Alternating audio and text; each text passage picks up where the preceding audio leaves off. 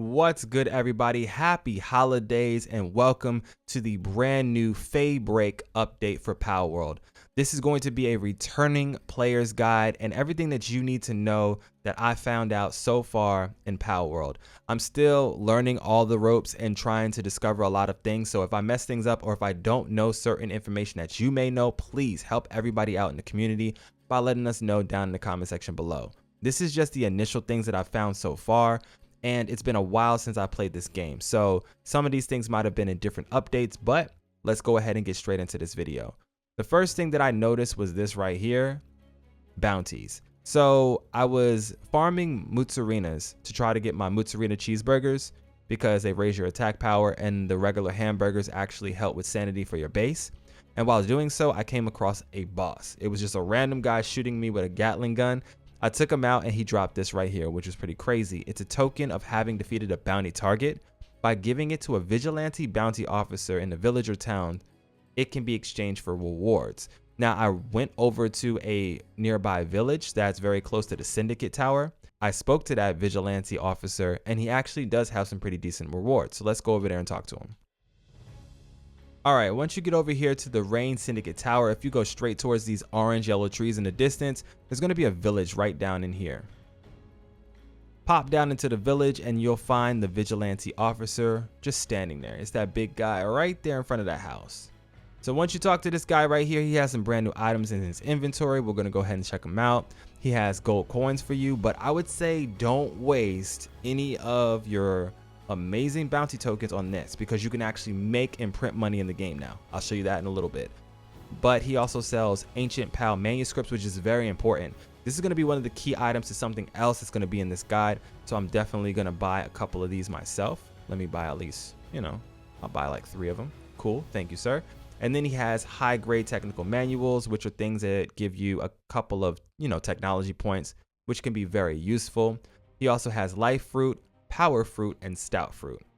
It raises your pal's defense, it raises your pal's health and attack. Pretty awesome, but you need a hell of a lot of them. So yeah, farming up all the different bosses and bounty targets in the game is going to be the only way we're going to be able to get these amazing items. Now, I did just point out that you can print money in the game, so I'll go ahead and show you. In the technology tree, they added so many things. I don't really know exactly when they added some of these items, so if these were already in the previous update, I apologize, but I do have to let you guys know because I'm a returning player myself. Some of these things are kind of cracked out. Of course, you have the 50+ items, so all the way to level 60, that's the new level cap. I'll go over those later. The more important ones are before 50. So we have brand new items like this right here. The gold coin assembly line. I never remember seeing this. And apparently we can send our pals to our base, slap them onto this assembly line and have them printing money. And it's not too expensive. It takes PAL metal ingots, nails, circuit boards, and cement, and they'll be printing money for you. That's pretty amazing. So I would definitely not waste my bounty tokens at the Vigilante Officer when you could just print money at your base for free. Or not for free, but with the labor of your wonderful pals. Yeah, moving on. Some other cool items that they added are going to be this right here, the beta wave generator and the alpha wave generator, which are very important. The alpha wave generator is going to allow you to slow the rate at which sanity values decrease at your base. You only are going to get the benefits of this when you have a maximum of 2. Once you go over that, you do not get any additional effects. So that's something to be aware of. And then right here, the beta wave generator is a device that emits beta waves to energize pals. It increases the work speed of pals in the base. Placing more than 1 will not have any additional effects. Pretty amazing that they just slid some pretty cool items inside of our technology tree, but that's not all. Of course, you have the brand new ancient technology items over there on the right, the guild chest, the double jump boots, and all that amazing stuff right there. But let's go all the way back to like level 20.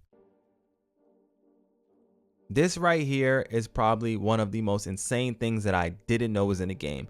The PAL Labor Research Laboratory. So I bought this and I slapped this down at my base recently, and I needed some manuscripts in order to operate it. And now that I know that the bounty officer has those, I basically want to start farming those manuscripts up. The reason why is At this PAL Labor Research Laboratory, you are able to raise the proficiency to all the different, I guess you would say, jobs for your pals at your base. Let's go ahead, head back to the base so we can check it out. All right, so now that we're back at the base, you can come right over here. You can see where I have my research lab facility right here. And this is what I was talking about. So you can basically get up all the different proficiencies, planting, watering, generating electricity, everything right here. There's different skill trees that you can go down to like really flesh the system out. For example, you can raise the effect of generating electricity work speed +5, or you can go more into the power storage capacity, or even here, the research speed of generating electricity +10%. There's some amazing things that we can do here. Now you are going to need ancient PAL manuscripts, which you can buy from the bounty officer. And you're also going to need different items. So like electric organs, daisy clouds, you know, circuit boards, and whatever the menu is asking for. So make sure you have the right research costs so that you're able to get your pals to come over here, do the research, and get leveling up. Now, the workload for this is absolutely insane, which is kind of crazy. 1 million workload is just wild. But I guess it's going to be worth it in the long run if you're really trying to farm up some of the best pals for your base. Now, if we jump over to the menu real quick, the bounties are going to be these guys right here. They have actual names. So they're going to be name bosses scattered all over the map, and they're kind of glowing when you get near them. As soon as you get too close, some of them don't aggro immediately. Others instantly aggro and they start trying to kill you. Take those guys out and stack up on your bounty tokens. And sometimes near your bounty, you may actually find these like bounty dealers who are going to give you extra information or a little bit of lore about the person you're about to go hunt down, which I thought was a cool touch and pretty interesting. There's some pretty amazing things that some of these guys say. Like one of them was talking about moo moo milk and milk pouring out of everywhere, and I was just like, okay, look, that's TMI, but let me go ahead and take this man out because he's causing some havoc around the world. Now, I also have noticed that there's brand new facilities slapped in random places. For example, this right here, this is old though. We have the Rain Syndicate oil rig. I go over here from time to time to farm up my crude oil. It does respawn, which is absolutely awesome. I would say it respawns every 15 to 30 minutes because I was doing a quick run of it. I went and did some boss runs and then I came back and it was already up. So I'm not exactly sure if it took me about 30 minutes to an hour, but I do know that it did respawn for me, which is pretty awesome. Some other things that I actually noticed when I was just out in the world, I got ambushed by some really insanely powerful pals up here in the desert. It was just a random event. As soon as I got here, I instantly got jumped. So that might be something that you want to look out for. After getting jumped, however, I did receive this brand new item right here, the Predator Core, which is pretty cool, as well as a really large energy. This right here, the giant pal soul.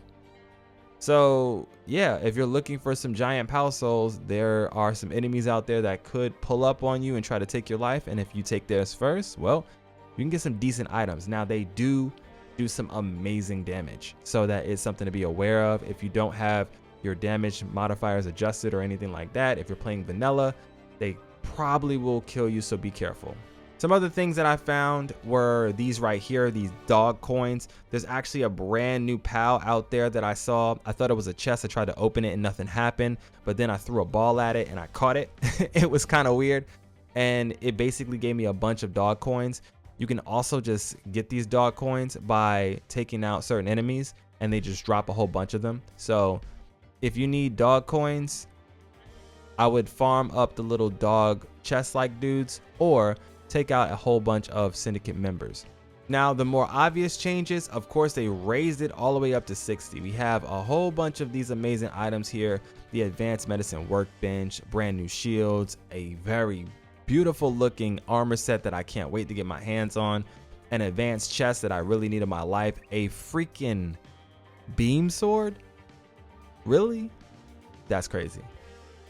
I need to get to level 56 because I need a beam sword in my life, but it takes Hexalite, which is the brand new item right here, and that looks like it's gonna be a pain. Oh, you need chromite. I'm pretty sure that chromite is gonna be one of the items that we might have to get inside of the dungeons, and that is going to take me into the next part of this video. So dungeons are basically going to be your new best friend now. There's a reason to go into them, and as long as they're not crashing on you like they used to be, which is something I'm going to stress test in my next video, they are going to be extremely valuable. Inside of a dungeon, you are capable of finding a bunch of items that you're going to use in order to make new things in the game, the brand new hexalite. We're going to need a lot of these in order to do anything at all, so it's definitely going to be very important for us to start farming these things up.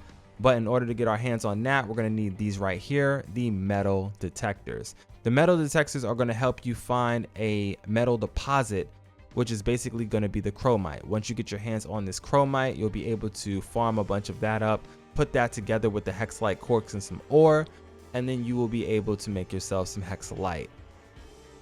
These things sound pretty expensive, I'm not gonna hold you. But you can also get your hands on some exotic spheres. You can get your hands on this brand new assembly line and a gigantic furnace for smelting things. Sounds good to me. All right, last but not least, the most important part of the entire update. Besides the fact that you're going to be getting area discovery experience now, there's this brand new island way back here over in the corner of your map. If you travel directly southwest, you're going to see this amazing spot right here. And I'm pretty sure I'm about to get shot down out of the damn sky, because the last time I tried to do this in my other save file, it was not pretty. There are going to be a bunch of like little camps that have these towers that I think I need to try to do something to. Yeah, dismount your pal to avoid being shot down.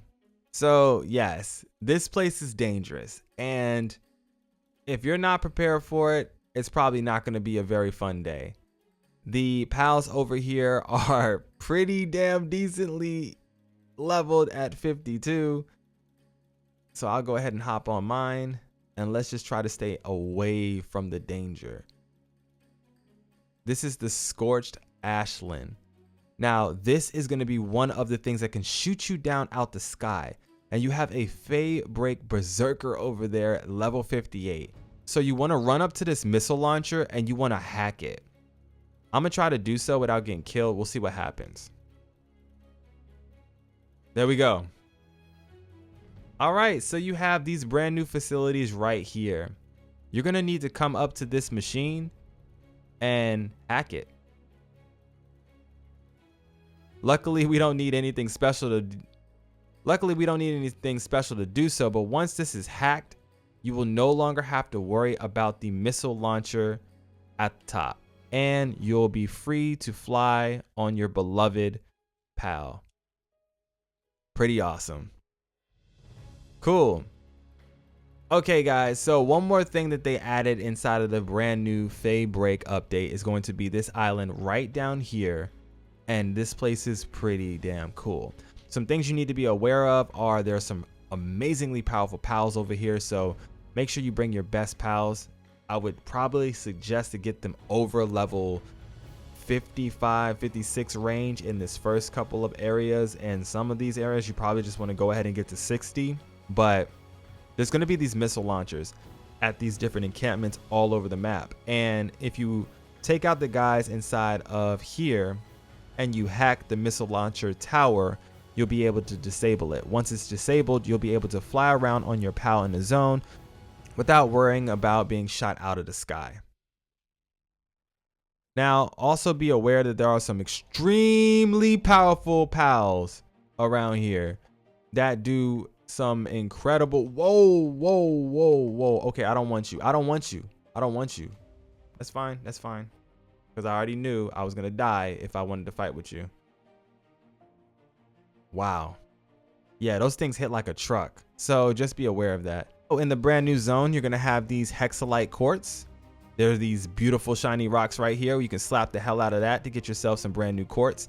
And you're going to need those in order to make a lot of the brand new items. So make sure you're stacking up on these ores.